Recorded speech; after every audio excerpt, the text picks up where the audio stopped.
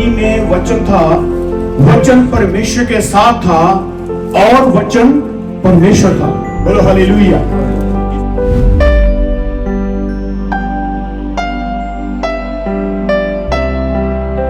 जो रिश्ता गुनाह की वजह से, जो रिश्ता पाप की वजह से पिता परमेश्वर से टूट गया था, उसी रिश्ते को कायम करने के लिए, दोबारा फिर से बनाने के लिए यीशु मसीह आया।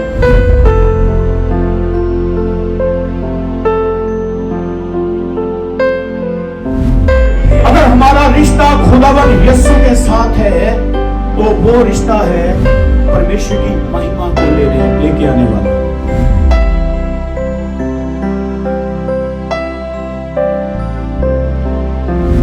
खुदावंद का बहुत धन्यवाद करते हैं आज के दिन के लिए। आओ परमेश्वर के वचन की ओर चलते हैं। आप मेरे साथ निकाले, अंजील में चलेंगे, यूहन्ना की अंजील। उसमें हम देखेंगे परमेश्वर के आज के जीवित वचन को। खुदावन आप सबको बड़ी बरकत दे। मेरे प्रियो, अगर यूहन्ना की अंजील को हम रिश्ते की किताब कहें, अगर हम इसको रिश्ते की किताब बोलें तो गलत नहीं होगा। हालेलुया। क्योंकि यूहन्ना की जो अंजील है, इसकी पहले अध्याय को पढ़ेंगे और फिर आखिरी अध्याय को पढ़ेंगे और पूरी किताब को लगातार पढ़ेंगे, आपके सामने एक बात निकल के आएगी, वो आएगी रिश्ता। हालेलुया। अगर हम यूहन्ना पहला अध्याय उसका पहला वचन देखें, वहां पे लिखा है आदि में वचन था, वचन परमेश्वर के साथ था और वचन परमेश्वर था। बोलो हालेलुया। इसी वचन के ऊपर यदि कोई विश्वास रखता है तो वचन में लिखा है जितनों ने यीशु को कबूल किया, मतलब उस वचन पर विश्वास रखा, वो परमेश्वर की संतान बन गए। ये भी एक रिश्ता है। पिता पुत्र का रिश्ता देखते हैं, जो पुत्र पर विश्वास करते हैं उनका रिश्ता फिर परमेश्वर के साथ, पिता के साथ देखते हैं। ऑलमोस्ट अगर पूरी किताब को हम देखें तो ये किताब जो निचोड़ निकालता है, पूरी किताब का जो निचोड़ निकलता है, वो एक ही बात पे निकलता है, परमेश्वर के साथ रिश्ता। अगर दूसरा अध्याय हम देखें तो दूसरे अध्याय में एक शादी में प्रभु यीशु मसीह जाते हैं, वहां पे दो रिश्ते इकट्ठे होने जा रहे हैं, लेकिन अचानक दाखरस कम हो जाता है और यीशु मसीह पानी को दाखरस में बदलता है ताकि दो रिश्ते कायम रहें। हालेलुया। रिश्ते को जोड़ना, रिश्ते को बनाना, रिश्ते के लिए बात करना, ये पूरी किताब जो है ये इन्हीं चीजों के इर्द गिर्द घूम रही है। रिश्ते की बातें पूरी किताब में अगर आप जांचोगे, देखोगे तो आपको यही मिलेगा। सो मेरे प्रियो, अगर हम बाइबल की इस किताब का 15वां अध्याय देखें, उसका हम 7 वचन देखेंगे, 15 का 7, यूहन्ना की अंजील 15 का 7 देखें। यहां पे प्रभु यीशु मसीह बहुत ही गहराई के साथ एक बात बोलते हैं। हमने कई बार इस बात को सीखा और सुना होगा। तो मेरी ये प्रार्थना है कि आज फिर से परमेश्वर नई ताजगी के साथ अपने वचन के द्वारा हमसे बात करें। हाँ, पढ़े यूहन्ना 15 उसका 7 पढ़े। यदि तुम मुझ में बने रहो, यदि तुम मुझ में बने रहो और मेरा वचन तुम में बना रहे। अगर मेरा जो कलाम है, मेरा जो वचन है और तुम में बना रहे, तो जो चाहे चाहो मांगो और वह तुम्हारे लिए हो जाए। जो चाहोगे, जो मांगोगे, वो तुम्हारे लिए हो जाएगा। लेकिन इससे पहले क्या होना जरूरी है? मेरा वचन तुम्हारी जिंदगी में, मेरी बातें तुम्हारी जिंदगी में ये होनी लाजमी है। यदि तुम मुझ में बने रहो और मेरा वचन तुम्हारे बीच में बना रहे, इस वचन का मायना क्या है? ये भी यहां पे एक रिश्ते को दिखाता है। जैसे एक परिवार में अगर माँ बाप की बातें बच्चे माने और बच्चों की बातें माँ बाप माने तो एक परिवार खूबसूरत परिवार बन जाता है। हालेलुया। जहां पर आज्ञाकारी नहीं, वहां पे कोई भी रहना पसंद नहीं करेगा। इस वचन का यही मायना है। यदि मेरी बातें तुम्हारे अंदर रहें और उन बातों के द्वारा तुम अपनी जिंदगी को जियो, लिखा है जो चाहो मांगो वो तुम्हारे लिए हो जाएगा। ये एक रिश्ते की बात है। हम यीशु मसीह की आशीषों को, बरकतों को लेना पसंद करते हैं, लेकिन रिश्ते से जिंदगियां भाग रही हैं। रिश्ता होना बहुत जरूरी है। यीशु मसीह ने जब 12 चेलों को ठहराया तो वहां पे बहुत खूबसूरत लिखा है, वो उसने इसलिए ठहराया ताकि वो 12 चेले उसके साथ रहे। रिश्ता, इससे पहले कि वो प्रचार करते, इससे पहले कि वो दुनिया में निकलते, इससे पहले कि वो बड़े बड़े मराइकलों को करते, कलीसियां स्थापित करते, उससे पहले बड़ा खूबसूरत लिखा वहां पे लिखा है, वो इसलिए नियुक्त किए गए ताकि वो यीशु के साथ रहें। गहराई है इसमें। देखने को, सुनने को बड़ी हल्की लगती है ये बात, लेकिन असल में यही सत्य है और यीशु मसीह यही करने आया।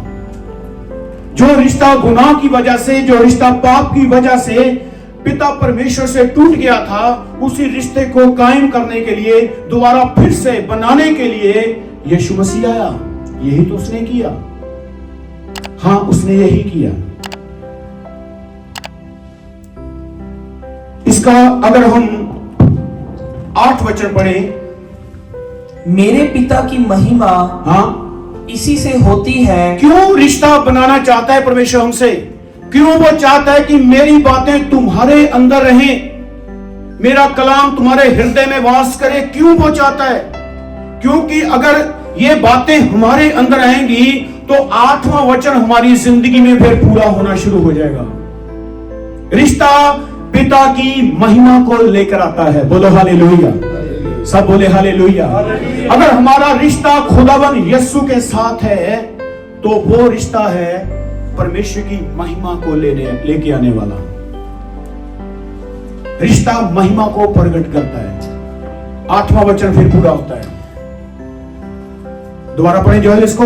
मेरे पिता की महिमा इसी से होती है। मेरे बाप की महिमा इसी से होती है। बहुत लोग बाप की महिमा करना चाहते हैं। पिता की महिमा करने के लिए यीशु की बातों को अपने हृदय में रखना पड़ता है। समझाई मेरी बात? अगर हम चाहते हैं कि हमारे मां बाप की शोभा को बढ़ाएं, वो फिर ही बढ़ेगी कि हम अपने माता पिता का कहना माने। सुन रहे मेरी बात को? मां बाप की शोभा कैसे बढ़ती है? मामा मामा पापा पापा कहने से नहीं बढ़ेगी। मां बाप की बात मानने में, आज्ञा मानने में, मां बाप के भय और डर में जीने में मां बाप की शोभा बढ़ती है।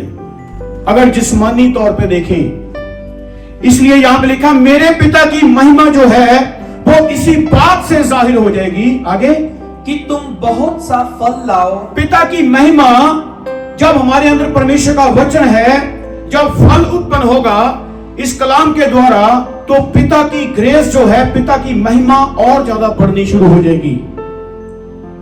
इसलिए उसने बोला मेरी बातें तुम्हारे अंदर होनी बहुत ही जरूरी है। अगर चाहते हैं कि बाप की महिमा को बढ़ाया जाए, पिता की महिमा को दिखाया जाए, लोगों के अंदर परमेश्वर को लेके जाया जाए, तो पहले नंबर पे हमने क्या करना है? खुदावन यीशु की जो बातें हैं वो हमारे अंदर होनी लाजमी है।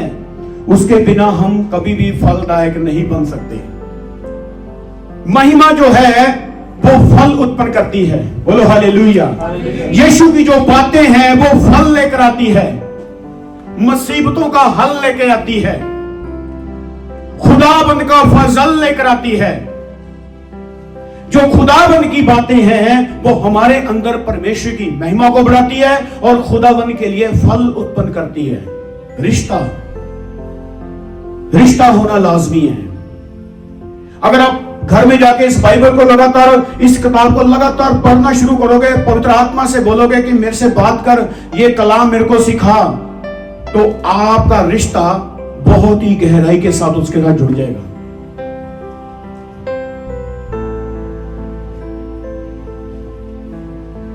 हाँ जी, आगे पढ़े। तब ही तुम मेरे चेले ठहरोगे। फिर तुम मेरे शिष्य ठहरोगे, शागिर्द ठहरोगे, अगर तुम फल लेके आओगे।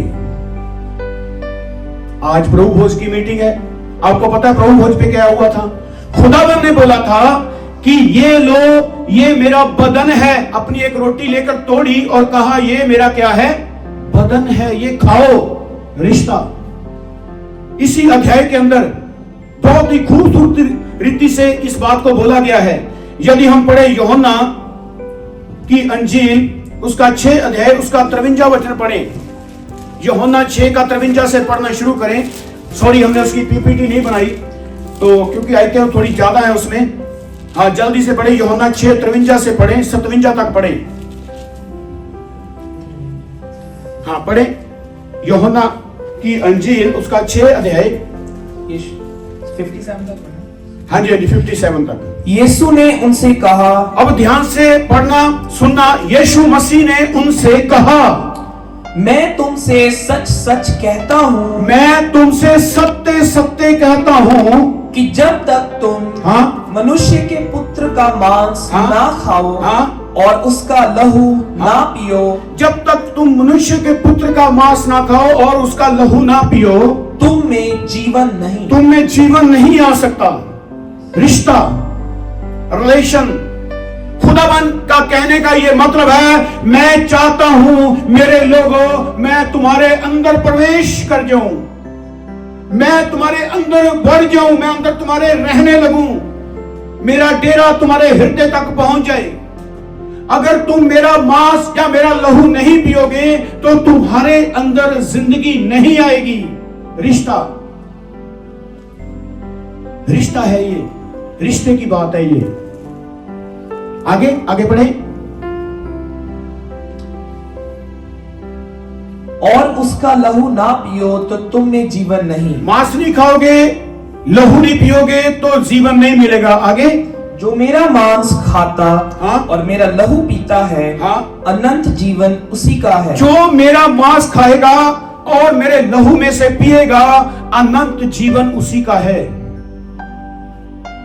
इसलिए यीशु मसीह ने कहा, मेरी बातें तुम्हारे अंदर होनी लाजमी है। जिस अध्याय को मैंने लिया है वो अध्याय 15 है। अगर 15 अध्याय को अगर ध्यान से पढ़ेंगे, वहां शुरुआत होती है एक अंगूर की बेल से। कहां से? अंगूर की बेल से। अगर मैं आपको बताऊं उसका अंगूर की बेल का दर्शन कराऊं, तो आपको पता है अंगूर की बेल कैसे होती है, उसका आकार कैसा होता है। सुने, अंगूर की जो बेल है वो आपस में जुड़ी होती है ऐसे रस्सी की तरह, ऐसी होता है। देखी कभी अंगूर की बेल? अंगूर की बेल, यहां पे अंगूर की बेल का जिक्र किया ऐसे, और कुंडी की तरह होती है, कुंडियां रस्सी की तरह होती है। वो पहला साइन है कि मसीही के साथ हमारा रिश्ता जुड़ा हुआ होना चाहिए, वो आपस में जुड़ी होती है। वहां पे बेल का जिक्र क्यों किया गया? मेरे प्रियो, बेल हमेशा आगे बढ़ती है। आप देखना, कभी अमेजिंग करना, लगाओगे अपने घर में और कई बार फल पड़ोसियों के घर में जाके लग जाते हैं। हेलो, वो सीधी ऊपर नहीं जाती, वो घरों तक पहुंचती है। आपको रोकना पड़ेगा तो रोकेगी, नहीं तो घरों में पहुंच जाएगी। लगाओगे अपने घर में, फल पड़ोसियों के घर में जाएगा। इसलिए खुदावंद ने बोला, मैं अंगूर की बेल हूं और तुम डालियां हो। जो मुझ में रहता है, जो मुझ में रहती है, अगर वो फल नहीं देती तो पिता उसको काट देता है। उसका समझाने का एक मतलब है, इसलिए उसने अंगूर की बेल को चूज किया। सुने, यहां पे एक बात और है, अंगूर की बेल हर कोई अपने घर में नहीं लगाता। इसका भी एक रीजन है। कारण क्या कारण हो सकता है उसका? उसका एक खास कारण है, क्योंकि अंगूर की बेल को सांप बहुत ज्यादा पड़ते हैं, और सांप इस तरह से उसमें लिपट जाते हैं कि पता भी नहीं चलता कहां पे बैठा है। इसलिए उसको घर में हर एक बंदा नहीं लगाता। याद रखना, हर कोई बंदा उसको नहीं लगाता, क्योंकि सांप अंगूर खाता है, इसलिए उसको लगाया नहीं जाता जल्दी, बहुत कम लगाया जाता है। ध्यान रहे इस बात का, अगर हम मसीह में हैं तो कई हमारी ऐसी आदतें हैं जो हमारे अंदर नहीं होनी चाहिए। अगर वो आदतें हमारे अंदर रहेंगी तो हम फल लाने से रुक सकते हैं।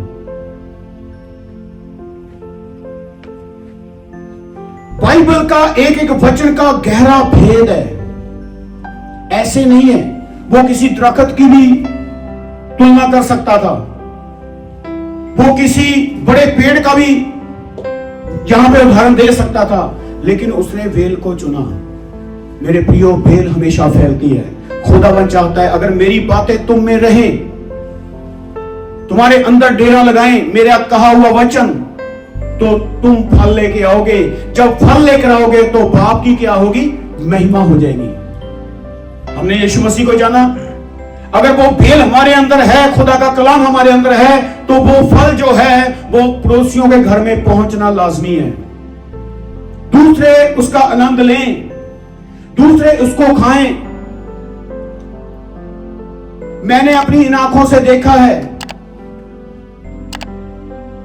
चाहे कोई और बेल को भी लगा लो, अगर बेल की आपने देखना है तो वो किसी भी चीज की बेल लगा लो, वो हमेशा दूसरे के घर तक पहुंच जाती है, इतनी फैल जाती है।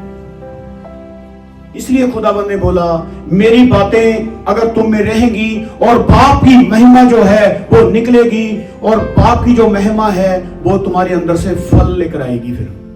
फिर तुम फल लेकर आओगे, क्योंकि पिता की महिमा इसी में है कि तुम बहुता फल दो। और फिर सेकंड यीशु मसीह ने बोला ये मेरा मांस है, अगर जो कोई इसको मांस को खाता है, मेरे लहू को पीता है, उसमें जीवन रहेगा। अगर कोई नहीं पिएगा, नहीं लेगा, तो उसमें जीवन नहीं आएगा। रिश्ता, रिलेशन 2025 की आज स्टार्टिंग है, हमारे जीवन में पहला एतवार है। खुदावन से ये बरकत मांगे कि ऐ खुदावन, भले ही मुझे बरकतें थोड़ी कम दे देना, पर आज मेरी ये प्रार्थना है ऐसा जीवन दे कि मैं एक फल लेकर आऊं और एक रिश्ते के साथ तेरे साथ चल पाऊं। मैं अपना एक संपर्क तेरे साथ, एक सहभागिता तेरे साथ कायम करूं। ये बात खास है, आज यहां से मांग के जाना। हाँ, आप हो गया पूरा, अगला पढ़ ले, 57 तक पढ़ ले इसको जल्दी। और मैं उसे अंतिम दिन फिर जिला उठाऊंगा। और मैं उसको अंतिम दिन, जब संसार का न्याय होगा, आप कहीं पे भी गाड़ दिए जाएंगे दुनिया में, किसी भी देश में, ना जाने किस जगह पे हमारी आखिरी सांस होगी। हम किसी भी देश में मैं गाड़ दिया जाऊं, आप में से कोई गाड़ दिया जाए, लिखा है मैं अंतिम दिन उसको वहीं से उठा दूंगा, क्योंकि मेरे अंदर तुम्हारा क्या रहेगा? कलाम रहेगा। वो कलाम आपको जिंदा करेगा, वो जिंदगी आपको नया जीवन देगी जो आप मसीह में जिएंगे। तो इसलिए यीशु मसीह ने बोला मेरी बातें तुम्हारे अंदर होनी बहुत ही लाजमी है। मेरा कहा आपको मानना पड़ेगा। हो गया पूरा? नहीं, और करो पूरा। क्योंकि मेरा मांस वास्तव में खाने की वस्तु है और मेरा लहू वास्तव में पीने की वस्तु है। यीशु मसीह ने मत्ती 11:28 में बोला हे सारे थके हुए बोझ सारे दबे मेरे पास आओ, मैं तुम्हें क्या दूंगा? आराम दूंगा। वहां पे लिखा है मेरा जुआ बहुत हल्का है, मैं मन का दीन हूं।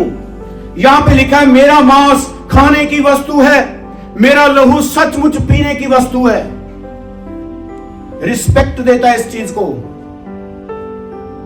यहां पे उसने ये नहीं ऐसे लिखा कि मेरे नाम से जो बरकतें मिलेंगी वो सचमुच खास बरकतें हैं। ये सब चीजें आपके पीछे पड़ जाएंगी जब आप रिश्ते की बात खुदावन से छेड़ोगे।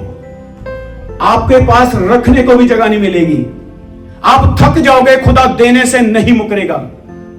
आप कहोगे खुदावन बस कर, बहुत हो गया, इतनी बारिश वो करेगा। जो लोग रिश्ता बना के उसके साथ चलते हैं, और आपके अंदर एक ही ख्याल होगा, बरकतों का ख्याल नहीं होगा। प्रतिदिन आप नए रिश्ते की ओर बढ़ेंगे। खुदावन और मुझे अपनी बातें सिखा, और मुझे अपने करीब लेके चल, और मुझे अपना भेद सिखा, और ज्यादा अपना चेहरा मुझे दिखा, रिश्ता बना मेरे साथ, गहरा कर मुझे। आपको यही लगन, ये मेरी दुआ है, यही लगन आपको 2025 में लग जाए और आपका रिश्ता उस मालिक के साथ जुड़ जाए। हालेलुया। हाँ, हो गया पूरा? हाँ, पूरा करो। जो मेरा मांस खाता और मेरा लहू पीता है वह मुझ में स्थिर बना रहता है। अगर 2025 में उसमें स्थिर बने रहना है तो इस चीज को समझना है।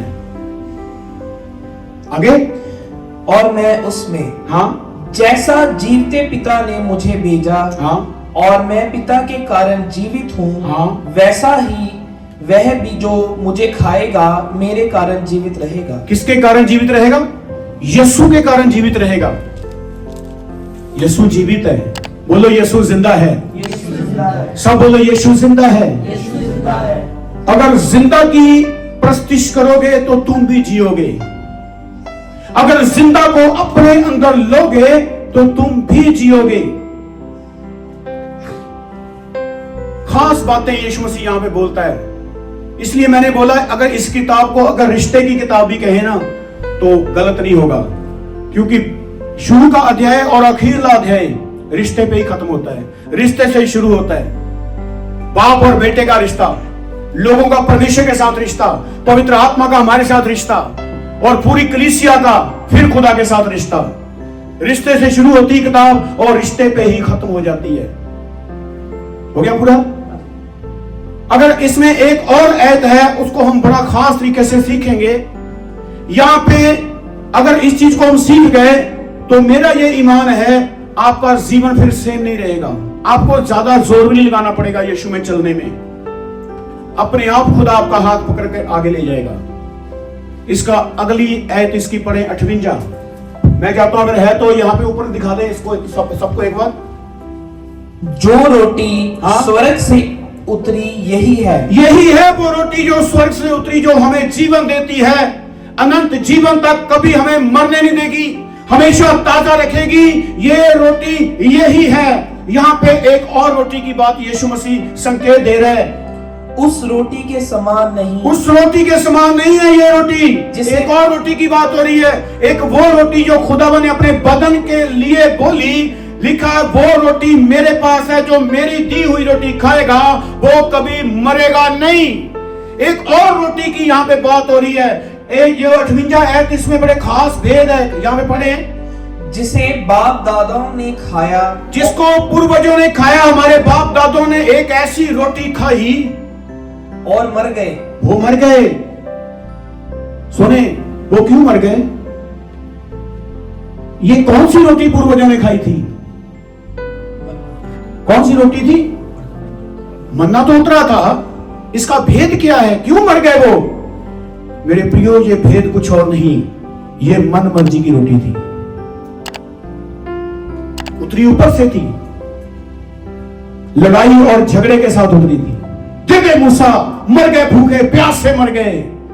ये मन मर्जी का ये खाना था, पूर्वजों ने खाया और मर गए। क्या सीखते हैं हम? खुदावन यीशु को लेना चाहते हैं कि मन मर्जी का लेना चाहते हैं? आप पढ़ के देखें यहां पे जब ये मन्ना उतरा। मन्ना उतरने से पहले जब वो भूख में रह रहे थे, जो बाइबल को पढ़ते वो समझ गए इस बात को। प्रजा मूसा को क्या कहती थी?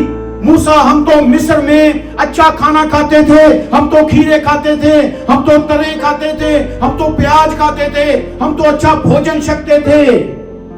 हम तू यहाँ पे हमें मारने के लिए लेके आया क्या? वो मूसा के साथ झगड़ा करते थे, लड़ाई करते थे, उसको धक्के दे देते थे। तो मूसा यहोवा से कहता था मैं क्या करूं? तो खुदावन कहता था कल के लिए तैयार कर दे, क्योंकि कल मन्ना बरसेगा। खुदा ने नहीं दिया था। यहाँ पे अमेजिंग करके देखें, जो यहोवा परमेश्वर 40 साल तक उसकी अगुवाई करता है, वो जैसे जैसे बच्चे बड़े हो रहे हैं, लिखा है जूती का साइज भी बढ़ रहा है, कपड़ों का साइज भी बढ़ रहा है, जो सब कुछ दे रहा है, क्या वो रोटी नहीं दे सकता था? दे सकता था। खुदावन वो महान और दयालु परमेश्वर है, जो बाकी सारे इंतजाम करता है, जो मिस्र की गुलामी से छुटकारा देकर बाहर लेके आ सकता है। वो क्यों ना रोटी दे सकता था, लेकिन लोगों ने जबरदस्ती रोटी को मांगा मूसा से, इसलिए वो मर गए, क्योंकि वो मन मर्जी की रोटी थी। आज हमें चाहिए, आज भी मन मर्जी से मनाया जाता है परमेश्वर को। समझे मेरी बात को? मन मर्जी से जिंदगी, चाहे नशा छोड़ूं चाहे ना छोड़ूं, बुराई मेरे अंदर से जाए चाहे ना जाए, लेकिन 2025 में मेरे को बड़ी बड़ी आशीषें चाहिए। आज भी मन मर्जी परमेश्वर के सामने कर रहे लोग। क्यों? ये पूर्वज हमारे मर गए, क्योंकि मन मर्जी करते करते वो सारी प्रजा धीरे धीरे मरती चली गई। आखिर में कितने लोग पहुंचे कनान में? सिर्फ 2। लाखों की भीड़ मन मर्जी का जीवन जीती जीती मर गई। आज सब कुछ मांगे परमेश्वर से, पर इस मन मर्जी से छुटकारा पाए। प्रभु मैं 2025 में मन मर्जी का जीवन ना जीऊं। कोई बात नहीं करेगा कि 2025 मेरी जुबान से झूठ बंद हो जाए, चुगली बंद हो जाए, निंदा बंद हो जाए, पराई स्त्री को मैं देखना बंद कर दूं, गलत पिक्चरें देखना बंद कर दूं, गंदे शोर देखना बंद कर दूं, मेरी आंखें पवित्र कर दे, मुझे लालच से बचा। कोई बात नहीं करेगा। बस एक ही बात है, क्योंकि ये बातें सुनने को लोगों को अच्छी लगती हैं। 2025 में बड़ी बड़ी नौकरियां, बड़ी बड़ी आशीषें, सब कुछ बड़ा बड़ा देख रहे हैं सब लोग।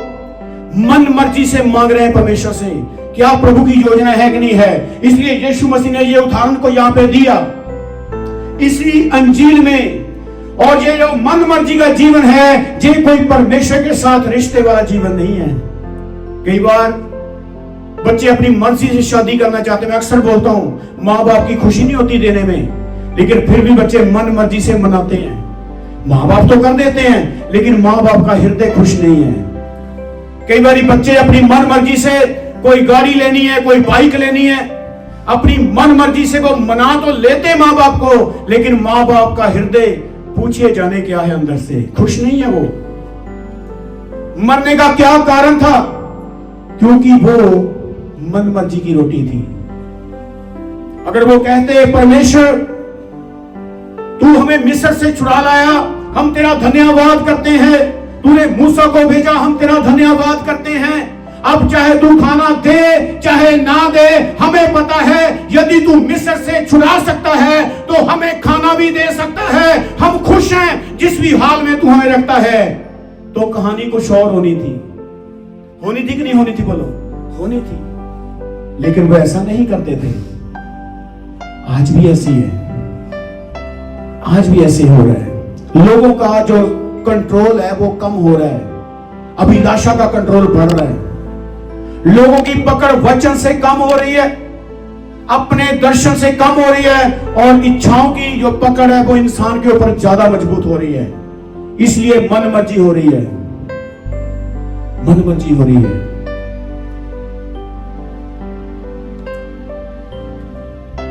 पहला करंथियां उसका 11 का 26 पढ़े जल्दी।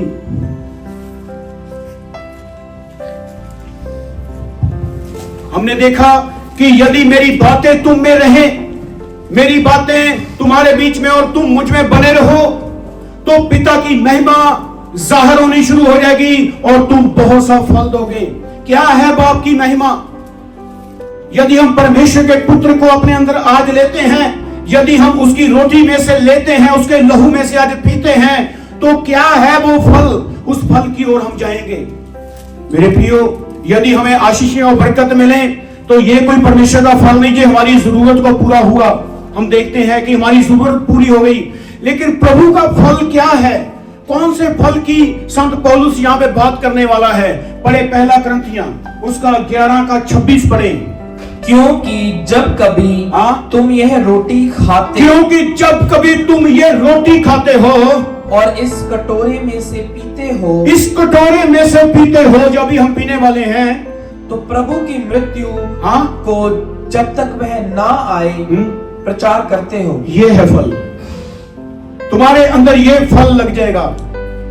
यदि तुम खुदा को समझते हो, उसको अपने अंदर लेते हो, तो ये फल जरूर देना स्टार्ट कर दोगे 2025 में। हो सकता 24 में आपने नहीं दिया, किसी को यीशु के विषय में नहीं बताया, किसी नए बंदे को घेरा नहीं कि आज भाई मैं तेरे साथ 2 मिनट बात करना चाहता हूं। कि कोई भी गुनहगार व्यक्ति परमेश्वर की बादशाही में नहीं जाएगा। अगर तू सुनना चाहता है तो मेरे को सिर्फ 2 मिनट चाहिए। हमने फल दिया नहीं। तो खुदावन में इसी अंजील में लिखा है, कहता है जो कुहाड़ा है, जो लकड़ी काटता है, वो जड़ पर रखा हुआ है। कहां पर रखा हुआ है? जड़ पर रखा हुआ है, काटने को तैयार है। मालिक कहता मैंने दुआ की है, 1 साल और रहने दे। रिश्ता चाहता है परमेश्वर 2025 में। कहता यदि तुम इस रोटी में से लेते हो तो यीशु मसीह की मौत का प्रचार तुम करते रहते हो। बहुत सी सहूलतें हमारे पास। हेलो, हमारे पास आज बहुत सी सहूलतें हैं। हम में से कितने फेसबुक चलाते हैं बताओ, ईमानदारी से बताना है। ऊंचा करो, मैं तो चलाता हूं। इंस्टाग्राम कितने चलाते हैं? सब चलाते हैं। तो कभी 10 मिनट के लिए 5 मिनट के लिए लाइव होकर बोल नहीं सकते कि यीशु के पास जिंदगी है। आपका बोला गया एक शब्द अगर किसी के दिल में उतर गया तो आपने फल लेके आ गए। हालेलुया। हो सकता है, होने को बहुत कुछ हो सकता है, लेकिन करेंगे कि नहीं करेंगे ये हम पर डिपेंड करता है। लिखा है, यदि तुम रोटी में से खाते हो, कटोरे में से पीते हो, तो तुम उसकी मृत्यु का प्रचार करते रहते हो। करोगे प्रचार? निकालोगे समय खुदा के लिए? करोगे अपने अंदर से खुदाबंद की बातें प्रकट लोगों के बीच में लेकर जाओगे? 27 पढ़ के बंद करेंगे। इसलिए जो कोई अनुचित रीति से प्रभु की रोटी खाए, अगर कोई बिना इल्म के, बिना इन बातों के सीखे, रिश्ते की बातों को छोड़कर ऐसे ले, तो बाइबल उसको अनुचित रीति से बोलती है। कलाम उसको गलत तरीके से लेने को बोलती है। सिस्टम के बिना अगर ले तो बाइबल क्या कहती है? 27 पूरा कर ले इसको। वह प्रभु की देह और लहू का अपराधी ठहरेगा। सुने, अगर हम खुदाबंद में हैं, अगर उसकी बातें हमारे बीच में नहीं है, तो एक दिन परमेश्वर का यही वचन हमें दोषी ठहराएगा। अगर हमने प्रभु भोज लिया है, उसके काम के लिए हम तैयार नहीं है, तो कलाम में लिखा प्रभु एक दिन उसको क्या करेगा? अपराधी ठहरा देगा। आगे, इसलिए मनुष्य अपने आप को जांच ले और इस रीति से इस रोटी में से खाए और इस कटोरे में से पिए। मनुष्य अपने आप को जांचे। हम खुदावन यीशु में हैं, बोले है कि नहीं है? हम खुदावन यीशु में हैं। ये बात बड़ी नहीं है। मैं आपको यहां पे एक बात बोलनी चाहता हूं, खुदावन यीशु मसीह हमारे अंदर में होना बहुत जरूरी है। ये चाहिए। हम तो हैं। क्या हमारी घोषणा स्वर्ग से होती है? कब होगी? जब उसके कलाम के अनुसार हम जिंदगी जिएंगे। मुश्किल आएगी थोड़ा समय के लिए। मैं आपको बोलता हूं, अगर हमने फसल बीजनी है उसको टाइम लगता है। लगता कि नहीं लगता? खेत तैयार करना पड़ता है, घास फूस उठाना पड़ता है, पूरी मिट्टी को तैयार करना पड़ता है, खाद डालनी पड़ती है, रात और दिन पहरा देना पड़ता है, राखी करनी पड़ती है, फिर खेत में अच्छी फसल तैयार होती है। दूसरे नंबर पे आ जाओ, घास फूस को देखने की भी जरूरत नहीं, उस पर मेहनत करने की भी जरूरत नहीं, वो अपने आप ही हो जाता है, अपने आप ही बढ़ जाता है, अपने आप ही खत्म हो जाता है। हम क्या है मसीह में? फसल बनना है कि घास फूस बनना है? बाइबल में लिखा है जो तूड़ी है उसको जला दिया जाएगा। तूड़ी समझते हैं? जो गेहूं में से निकलती है, उसको पंजाबी में, हिंदी में बनी क्या बोलते हैं? भूसा बोलते हैं। भूसा, उसको जला दिया जाएगा, लेकिन गेहूं को उसकी कोठरी में, खुदावन की कोठरी में इकट्ठा किया जाएगा। कौन है गेहूं? जो परमेश्वर के कलाम में बने हुए हैं, वो कलाम की जिंदगी जीते हैं, वो गेहूं के समान है। अपनी आंखों को बंद करें, दुआ में चलेंगे। हालेलुया। मेरे प्रियो, बहुत से साल गुजर गए बिना फल के। बाप की महिमा को अगर अपने जिंदगी से लेकर आना है, तो हमें अपने अंदर परमेश्वर के बीज को रखना है, अपने अंदर परमेश्वर के कलाम को रखना है। अपने स्थानों में खड़े हो जाएं।